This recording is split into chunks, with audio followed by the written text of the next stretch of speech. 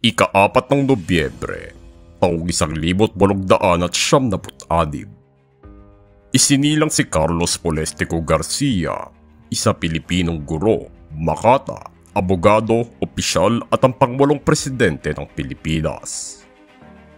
Kilala siya sa pagtatatag ng Filipino First Policy o ang Pilipino Muna, isang polisiya na inuna ang mga negosyo at produktong pagmamay-ari ng mga Pilipino kaysa sa mga banyaga, bilang ang kanyang sagot sa paglaki ng kapit ng Amerika sa Pilipinas matapos ang ikalawang digmaang pandaigdig, kung saan naging nais niya na magkaroon ng sariling kakayahan ng mga Pilipino sa ekonomiya ng bansa.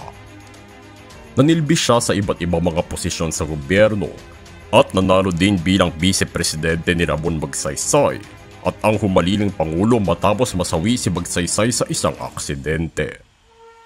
Dito niya iginiit ang pangangailangan ng Pilipinas na maging makabansa sa lahat ng aspeto at naging responsable siya sa pagpapaikli ng upa ng mga base militar ng Estados Unidos sa bansa. Ngunit tinuligsa din ng kanyang Filipino First Policy ng mga dayuhan at mga hindi buong Pilipinong negosyante dahil sa diskriminasyon mula sa batas na ito. Pinabulaanan naman ito ni Garcia at sinabing hindi sarado ang bansa sa banyagang kapital at iduuna lamang nito ang mga mamamayan. Pumano siya sa edad na 74 at inilibing sa libingan ng mga bayani, kung saan kalaunan ay sinamahan siya dito ng kanyang asawang na mayapa.